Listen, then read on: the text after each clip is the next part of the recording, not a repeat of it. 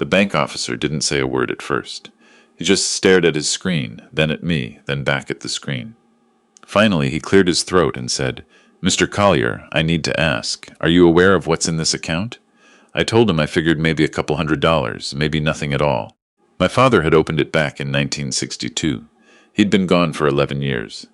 The officer turned the monitor toward me slowly, like he was handing me something fragile.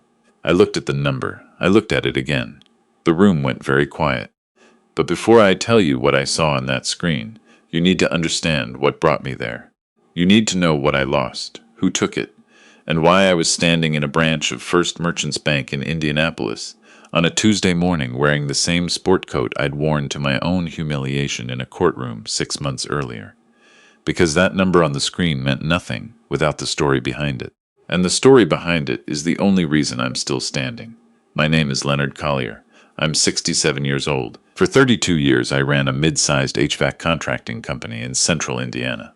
Not glamorous work, I know. Heating, ventilation, air conditioning. But I built that company from 2 trucks and a borrowed toolbox into an operation with 41 employees, commercial contracts across 3 counties, and a reputation that meant something. When a hospital or a school district needed reliable climate systems, they called Collier Mechanical. I was proud of that. My father taught me that pride in honest work was the only kind worth having. I married my wife when I was 34. She was a paralegal at a law firm downtown, sharp and funny, and the kind of woman who remembered everything, every birthday, every anniversary, every small thing you'd mentioned once in passing. We had 1 daughter together, and I had a son from a brief relationship before we met. A boy I raised as fully mine from the time he was 4. My wife never once made a distinction between them. Not once, in all those years.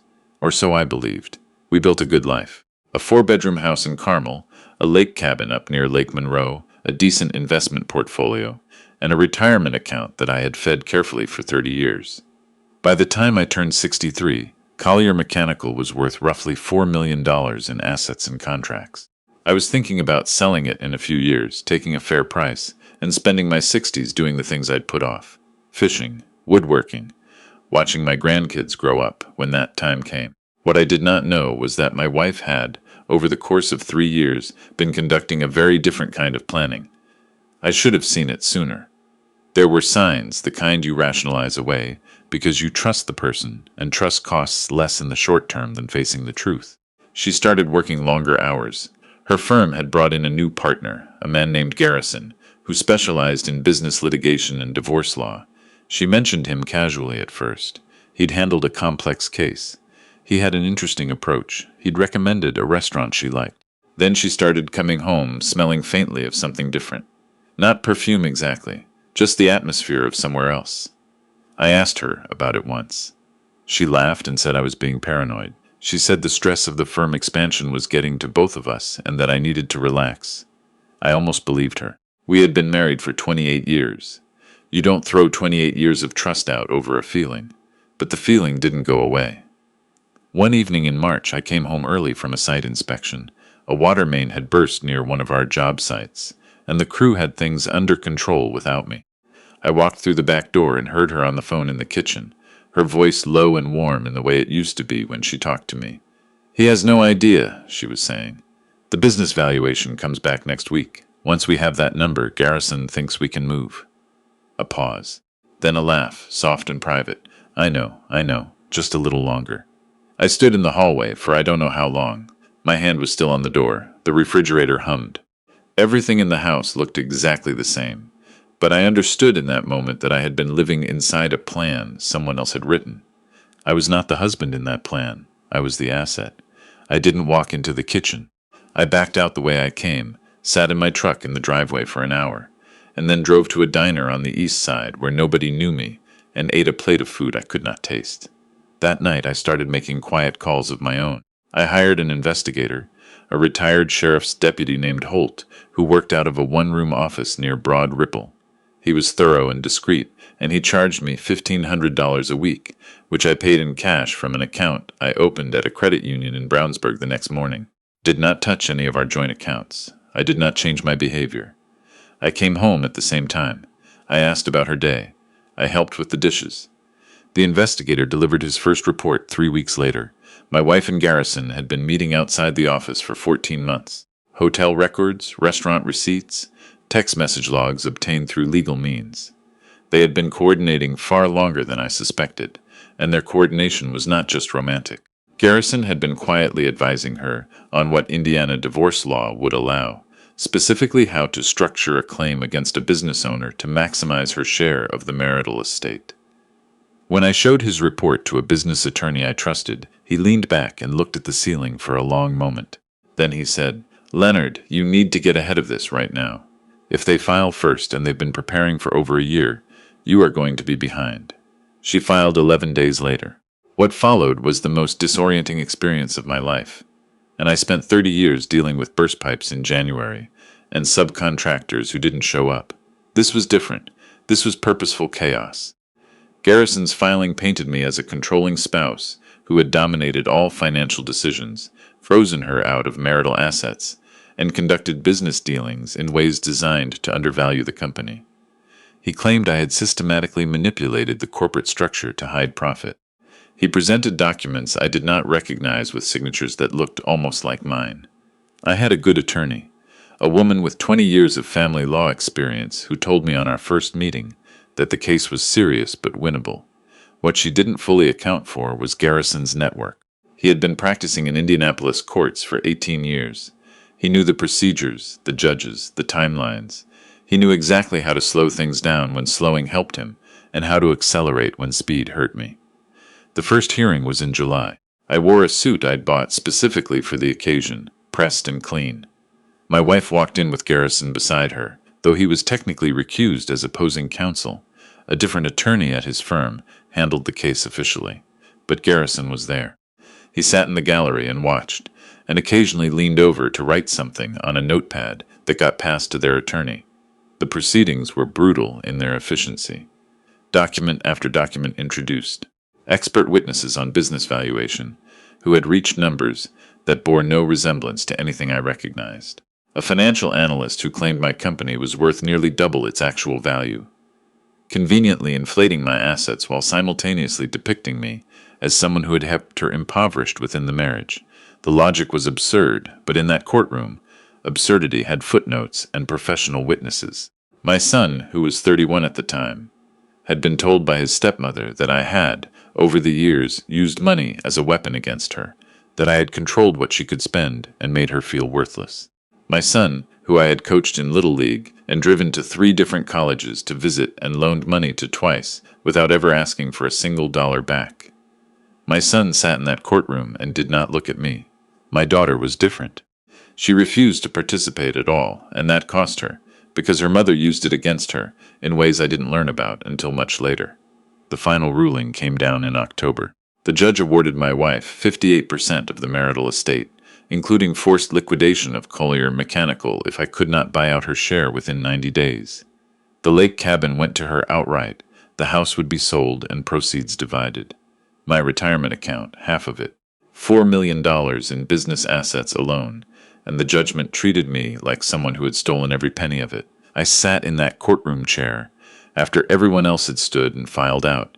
My attorney touched my arm and said my name twice before I heard her. I remember thinking about my father. He had built things with his hands his whole life. He always said that what you build honest, no one can take. He was wrong. They can take it. They just need the right paperwork. I moved into a rental apartment in Fishers, 580 square feet. The kitchen had a 2-burner stove, and the bedroom window faced a parking garage. I had enough in my personal account to cover rent for about 4 months. The business was in legal limbo while I tried to arrange financing to buy out her share, and every bank I called had already seen the judgment and declined. My credit was fine. My character was not, apparently. One loan officer actually said, "Given the circumstances of the asset dispute, we're not in a position to extend." I was 63 years old. The company my father had helped me start was being dismantled by a process I didn't understand, and the person who knew me best in the world had spent 3 years working with a lawyer to make sure I ended up exactly here. My son called once during those months. The conversation lasted 4 minutes. He said he needed time. I told him I understood because I did, and because there was nothing else to say. I spent a lot of nights sitting at a folding table in that apartment with a cup of coffee going cold beside me. There were nights I didn't sleep at all. Not from anger, though there was plenty of that. From a kind of disorientation I hadn't experienced since my father died. The sense that the ground under you was not actually ground. The thing that kept me moving, and I mean this plainly, not dramatically, was an old metal box. My father had passed away 11 years earlier, and when I cleaned out his house in Terre Haute, I had packed up a box of his papers without going through them carefully. I wasn't ready to. I put the box in the back of a storage unit along with some furniture and his tools, and there it sat for a decade. When the movers cleared out our house after the divorce, I had them bring the box to my apartment. It was the only thing from my old life that felt entirely mine. I opened it on a Sunday in December, 3 months after the ruling. Outside it was cold and gray, the kind of Indiana winter that sits on everything. Inside the box were the things you'd expect. His discharge papers from Korea, a photograph of my parents at their wedding, his journeyman electrician's license, a leather wallet so worn you could barely feel the stitching, and at the bottom, tucked inside a plain white envelope that was yellowed at the corners, was a savings account passbook from First Merchants Bank. The address on the cover was the downtown Indianapolis branch. The date on the first page was April 1962. My father had opened this account when he was 26 years old. The last entry in the passbook was a deposit of $40 in August of 1971. After that, nothing. I sat with that passbook for a long time. I was not expecting much. A forgotten account like this was almost certainly closed or dormant. And even if it wasn't, we were talking about $40 from 1971. But I had nothing pressing the next morning, and I had learned in recent months that small things sometimes turned out to matter.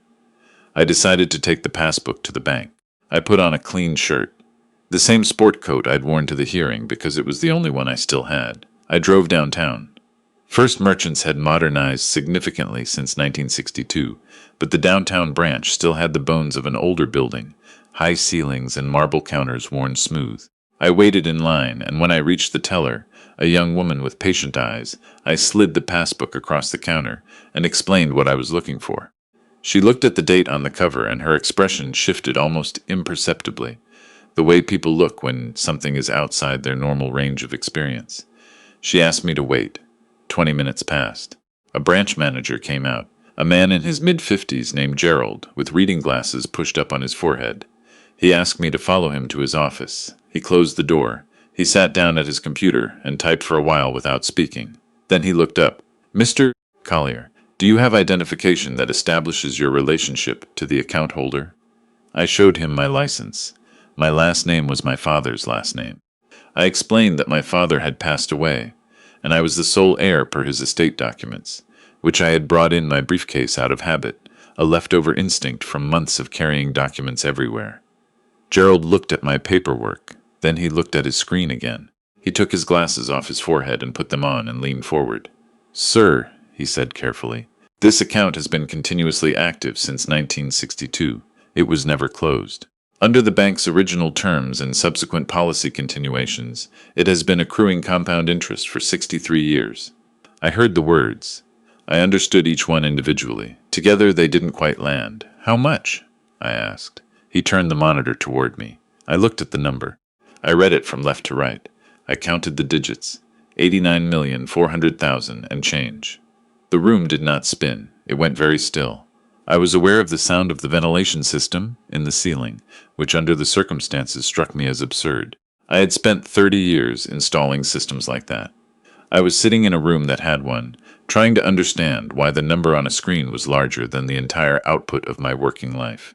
Gerald said something about compound interest rates, about the bank's original savings instruments from the early 1960s, about policy continuations through various mergers. I nodded. I asked him to explain it again.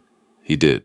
$40 had compounded annually at the bank's original guaranteed rate for 63 years, and the account had also absorbed a deposit my father had apparently made by mail in 1978 that I had not seen recorded in the passbook, $120, that Gerald found in the original ledger records. The mathematics of time had done the rest. "There is also this," Gerald said. He got up and went to a cabinet along the wall and returned with a sealed envelope. Stiff with age, my name written on the front in my father's handwriting. Not Leonard, not my full name. Just Lenny, the way he always called me. This was attached to the account record, filed with instructions to be presented to the account beneficiary upon first access. My hands were not entirely steady when I opened it. My father was not a man who wrote things down often. His letters were short, practical, and fond in the way of men from his generation who did not use the word love easily but meant it constantly. This letter was 2 pages, front and back, in his careful, squared-off handwriting. He wrote that he had opened the account in 1962, after a business partner had cheated him out of a small trucking route he'd built over 5 years. He never told me that story. He said it had nearly broken him. He said the lesson it taught him was that anything visible could be taken, but that patience was invisible, and interest was patient. He had put what he could into that account when he could, and then he had put it out of his mind and let time work. He wrote that he did not know what I would face in my life, or when I would find this. He wrote that if I was reading it, something hard had probably happened, because that was when people went looking through old boxes. He said he hoped he was wrong. He said he didn't think he was. He wrote, "I never wanted you to know this was here, because knowing ruins patience. But I always wanted you to find it when you needed to. Use it to start again, not to settle scores. The men who hurt you have already lost something they don't know they've lost, their own decency. Don't spend your life collecting what's already gone from them. Spend it building what can't be taken." He signed it, "Your dad, always." I sat in Gerald's office for a long time. He brought me a cup of coffee without being asked. I drank it without tasting it. On the drive back to my apartment, I did not feel what I expected to feel. I had imagined, in the dark months since the ruling, that if something changed, if some reversal came, I would feel triumphant or at least relieved. What I felt instead was very quiet and very clear and a little like grief. Grief for the years my father had quietly watched over me with that account in the background, never saying a word. Grief for the version of my life that hadn't needed it. The first person I called was not a lawyer. It was my daughter. She answered on the second ring, the way she always does, because she screens other calls but not mine. I told her I needed to see her that weekend. She heard something in my voice and said she could come tomorrow. I told her that wasn't necessary. She came the next day anyway. I didn't tell her the full amount right away. I told her I had found something of her grandfather's that changed things, and that I was going to need to move carefully.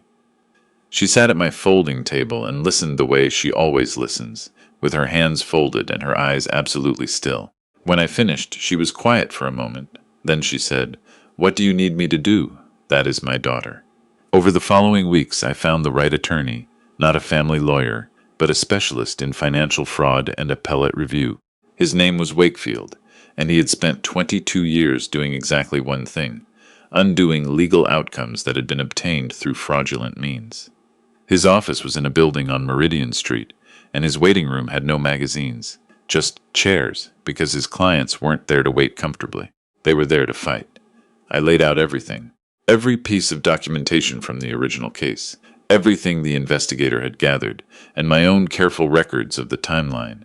When my wife had started meeting with Garrison, how long before the filing their coordination had begun, what the investigators' records showed about their communication. Wakefield listened without expression. Then he asked me 2 questions. Had I preserved the investigators' original documentation in unaltered form, and had I kept copies of the business records that contradicted the financial expert's valuation? Yes to both. He looked at me for a moment. "The fraudulent valuation alone may be enough to reopen the case," he said. "The attorney coordination prior to filing, if we can establish the timeline, adds an ethical violation component that changes the entire character of the proceeding. This will take time, and it will not be cheap. But I think we can do this." I told him to proceed. The next 6 months were the quietest 6 months of my life, on the surface. I still lived in the apartment in Fishers. I still drove the same truck. I did not move, did not make purchases, did not change any visible pattern of my life. My new financial advisor, a careful man who had worked with estate accounts for 30 years, helped me establish the inherited funds in a properly structured trust that was fully protected and entirely invisible to the divorce proceeding, which had been finalized before the funds came to light. What was happening beneath that surface was a different story. Wakefield's investigator found 3 other clients of Garrison's firm who had experienced similar financial expert testimony in their divorce proceedings. The same expert, the same firm, the same pattern of inflated business valuations. Two of them agreed to come forward. The third was too frightened, and I understood that. I had been frightened too. Forensic accountants examined the documents Garrison's side had introduced in my case. 3 signatures on financial disclosure forms, documents I had supposedly signed acknowledging assets I had never disclosed, were determined to be forgeries. Not approximate forgeries, sophisticated ones, the kind that require preparation. Wakefield brought the complete package to the Indiana Attorney General's office on a Thursday morning. By Friday afternoon, a senior investigator had reviewed the case and opened a formal inquiry. Within 6 weeks, an indictment was issued. Garrison on 3 counts of fraud, 1 count of document falsification, and 1 count of conspiracy to commit financial fraud. My wife on 2 counts of complicity. They were arrested on a Saturday evening. I was not there. I did not want to be there. My daughter called me when she saw it on the local news, and her voice was shaking slightly, not from distress but from something more complicated. The specific feeling of watching something you had almost stopped believing in actually happen. I was sitting in my apartment eating soup I had made from scratch, because I had recently rediscovered that cooking was something I liked. I told her I was glad it was over. She said, "It's not over yet, Dad." She was right. The civil proceedings to reopen the divorce judgment took another 4 months. Wakefield argued successfully that the original ruling had been obtained through fraud on the court. The forged documents, the coordinated improper conduct between an attorney and a spouse prior to filing, and the use of a fraudulent expert witness. The judge who reviewed the motion was not the same judge who had presided over the original case. She read the record with visible distaste. The judgment was vacated. Everything was not immediately restored. That is not how it works. And anyone who tells you otherwise has watched too many movies. What happened was a long, careful process of unwinding the original ruling, recovering assets that had not yet been dispersed, and establishing compensation for those that had. The lake cabin had been sold by then, and the proceeds had to be pursued separately through civil litigation, which Wakefield also handled. Collier Mechanical, my company, had survived. Barely. 2 of my best project managers had kept it running during the uncertainty, loyal men who had been with me for over a decade, and who, when I called them to explain that things might be coming back around, said they had been waiting for that call. My son came to see me 8 weeks after the arrests. He did not call first. I opened the door, and he was standing on the landing with his hands in his jacket pockets and the look on his face that he's had since he was a boy when he's ashamed of something. A specific stillness, like he's hoping if he doesn't move, the moment won't require him to speak first. I stepped back and let him in.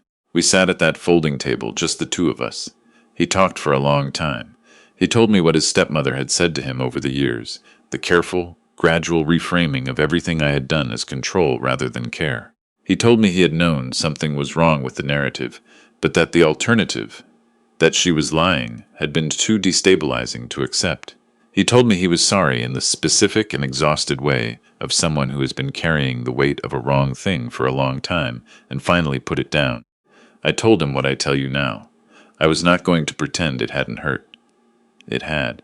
There are things that happened during those months that I will carry for the rest of my life. But carrying them and being destroyed by them are different things, and I had made a choice, somewhere in that small apartment over cold coffee at 2 a.m, to carry them without being destroyed. I told him I was glad he came. We have rebuilt things slowly. There are dinners now, regular ones, and they are not entirely comfortable yet, but they are honest, and I think honest and uncomfortable is a better foundation than comfortable and false.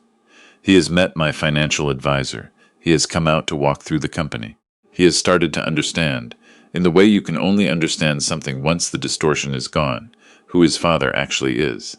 My daughter never left. She was there through all of it, steady and clear-eyed, and I told her once, sitting on the porch of the lake cabin after we recovered it, that I did not know what I had done to deserve a child like her. She said I had shown up. She said that was the whole thing, just showing up, and that I had done it her whole life without making it a production. I didn't know what to say to that, so I just looked out at the water, which is what her grandfather would have done. I still run Collier Mechanical, though I have taken on a partner now, one of the project managers who kept the company alive, and I work fewer hours and different hours. We have grown, actually, which I did not anticipate. When the story of the case became known locally, the reaction was not what I expected. People called, not out of pity, but out of recognition. Business owners who had faced similar things. Men and women who had been through divorce proceedings they felt were rigged against them. Several of them became clients. One of them became a friend.